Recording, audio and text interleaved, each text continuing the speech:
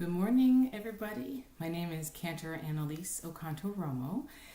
I am the cantor over at Ohev Shalom of Bucks County, and this is class 1 of the Learning to Chant Torah.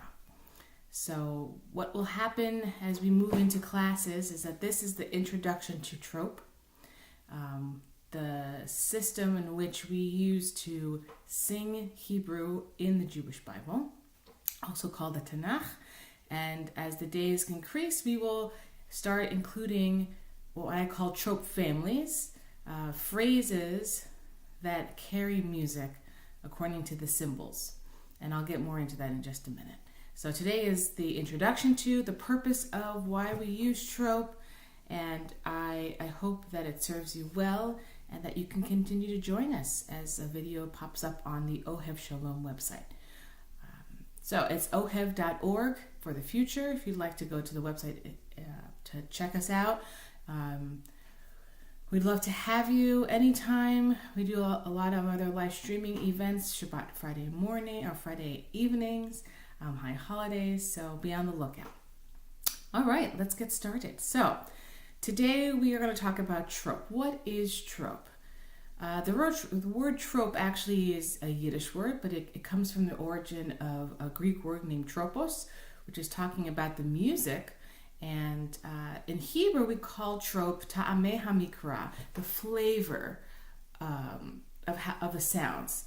And I love that expression because Trop, which basically are symbols that are placed above and below the Hebrew in the Jewish Bible, that instructs us how to chant. And as I said, chanting is singing Hebrew. And so these symbols that we're going to familiarize ourselves with are assigned basically a small musical motif. And when they're placed as a family, they almost give you a musical phrase. And then when put in a verse, which is the equivalent of a sentence in English, a verse for Hebrew, sentence in English. When they're placed together in a verse, it almost becomes like a mini melody. So you can imagine when you're reading a paragraph or 3 or 4 verses of Hebrew, if not more, it becomes like this extended, beautiful song. So it's really quite magical. And Trop has not just one way in which to sing it, but there are several other ways in which Trop is transformed depending upon the time of year. The Jewish calendar is so...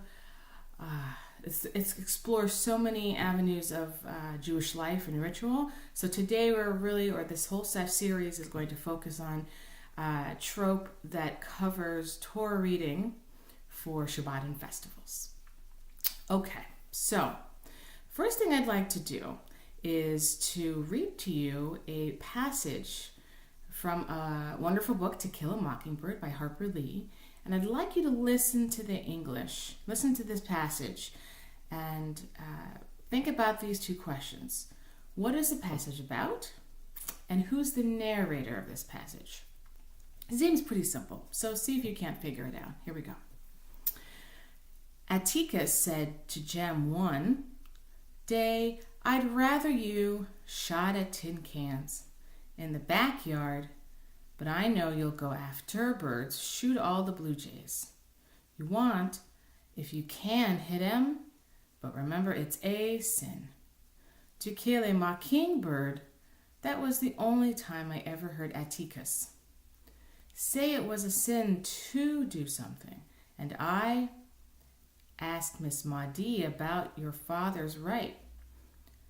She said, mockingbirds don't do one thing except make music for us to enjoy. They don't eat up people's gardens, don't nest in corn cribs, they don't do one thing but sing their hearts out for us. That's why it's a sin to kill a mockingbird." So think about that for a second. Was it easy to spot who the passage was about and who the narrator was? The basic point that I'm trying to express here is that without the correct phrasing, punctuation, and accents, it can become very challenging. So let me give you the answers to these questions in case you might not have figured it out. And if you did figure it out, kudos to you. Even for myself, it was a bit challenging to read it because my natural inclination was to read to a certain point, even if the sentence didn't make sense. And that's just my experience with my English language. So the passage is about a conversation between Atticus, the father, and his son, Jem. But it's being narrated by his daughter, Scout. And she's talking to Miss Maudie. And of course, this passage is basically where the author takes the title from, saying that mockingbirds are beautiful birds, but you can't kill them because what they do is they make music. And Atticus is curious about this, and she wanted to know, is that really true? And of course, Miss Maudie justifies Atticus's reasoning. So, that being said, the next example I want to show you, I realize now as I'm making a video, it's hard to do things, excuse the computer sounds, it's hard to show you a picture because as you will figure out in just a second, it turns it backwards. So I figure out how to do it for the Hebrew, ironically, but not for English. But let me just show you the sign because I think this also really solidifies structure in the way we read, whether it's English or in Hebrew or any other language, I imagine. So here's the sign. Now, if you can't read backwards or have a hard time, I bet you've seen this sign before, and it just says slow children. So when you see the sign, and I did read it out loud, but when you see the sign, what do you think of? What does this sign actually mean? Does it mean there are slow children in the street? Not exactly. So if I were to read it properly, to really read it with inflection and meaning, I would read it like this. Slow children. It's giving indication to the driver in the neighborhood where the sign is being placed that person in the car needs to slow down because there are children present, whether that's running, as you can see in the picture, or they're off to school or walking, it doesn't matter. Just by 2 words, it's telling you what to do. But if you don't read it right or if you don't phrase it correctly, it can completely change the meaning of the word or of the phrase, even with a picture. So last example I want to give, now that we've kind of really broken down, the importance of being able to read English as our main language, for example, or for some of you, it might be a different language, but hopefully you'll get the gist of what we're doing here. I want to introduce to you 3 Hebrew verses that come from the book of Genesis. And the reason why we're going to introduce this is because this is what's really going to help us understand how to use Trop. So the first thing I want to read to you is just a little background on this paragraph that it's going to help us break down these Hebrew phrases, and it'll help us understand why Trop's important, and we're going to get a chance to hear a little bit of it. So let me give you some background on the Hebrew that we're going to hear in just a minute. So I'm taking some text from the book of Genesis, and it says, Abraham decides that a wife should be found for his son Isaac. The search for a wife takes place in the city of Nahor, the land of Abraham's birth. The messenger, who is Abraham's servant, called Eliezer, whose task it is to identify a wife, to find a wife for his son, prays to God to direct him to the woman most suited for Isaac. All right, so far so good. Rebekah, the granddaughter of Abraham's brother, comes to the well. Through her words and deeds, the messenger knows that she is the answer to his search. The messenger, Eliezer, is brought to Rebekah's home and introduces himself to her family. Okay, so that's a background for the verse that I'm going to show you. So again, I have an issue with mirroring images, so I will figure out how to do that in the upcoming videos. But in the meantime, what I want to show you, and like I said, it's going to be backwards, and I apologize for that, but at least you'll have an idea of what's going on just by as a visual. Myself, I'm a visual learner and an auditory learner, so I like to have both, even if it's a little mixed up. Okay, so now that I've given you background and context to what's about to happen, we talked earlier with the To Kill a Mockingbird paragraph and even the traffic sign, that phrasing, punctuation, accent, all of those components really make a difference in how you understand and how you read English. So the same thing goes for Hebrew. It's equally as important. The challenge being that most American Jews don't speak Hebrew. So when learning Torah, it's important to always read the translation of your text that you're about to chant. And then by learning the Trop, sometimes phrasing becomes more clear. And you get to learn a little bit of the Hebrew. Some words you'll be able to pick out,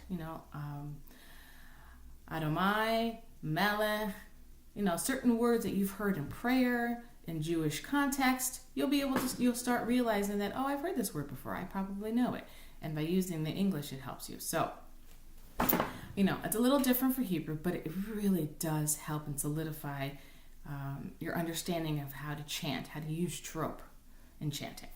Okay, so back to the story. So there are 3 different versions that I'm going to sing for you, and they are the conclusion of the background that I just gave you, right? So Eliezer is on the search. He found Abraham's brother's granddaughter, and he knows by different clues in the Torah that she is the one that she should bring back for Abraham's son Isaac. So the messenger Eliezer goes to their home and introduces himself to her family. So here are the verses that follow it.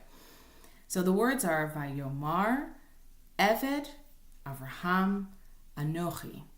Okay? Now, it depends how you translate that. And why does it depend? Because the Trop underneath, in this case, the Trop will fall underneath the word. There are some tropes that are above, and in this phrasing, the tropes will be underneath. And I'll show you. But in this case, in all cases, the trope is going to create meaning by way of placement. So accents are super important in Hebrew, as is in English, right? We always hear the sentence, you can't put the right syllable, right accent on the right syllable, right? Syllable is a word you know, but it's not correctly pronounced. Syllable, right? And that really does change it completely. You can already hear the difference between syllable and syllable. So in Hebrew, it's the same situation. So I'm going to sing 3 versions and then give you the English afterwards. And then you tell me which one, or you'll essentially identify on your own, which one you think is the best. So here's the first one. And this is the music of the family. Sof Pasuk is the name. Sof Pasuk means the end of a verse. Pretty simple. Translates nicely. So it sounds like this. Let me back up. It's a combination of Sof Pasuk and the family also called Etnachta, which I like to compare it to a comma. Okay, it goes like this. Vayomar Eved Avraham Anochi. And as the phrasing trope goes, you have, he said, I am Abraham's servant. That's number 1. Number 2, here's the trope phrasing. Vayomar Eved Avraham Anochi. And that translates to, Abraham's servant said, it is I. Number 3, the last phrasing. So in this phrase, we actually have a sof pasuk, as mentioned before, which means the end of the verse, the melody for the end of the verse, and then another trope family called zakef katon, which is the first 2 words, melody for the first 2 words. So it sounds like this. Vayomar Eved Avraham Anochi. And this translates to, a servant said, I am Abraham. So just by the trop placement and how it's phrasing the Hebrew, you have 3 different meanings for how the next sentence comes about. He said, I am Abraham's servant.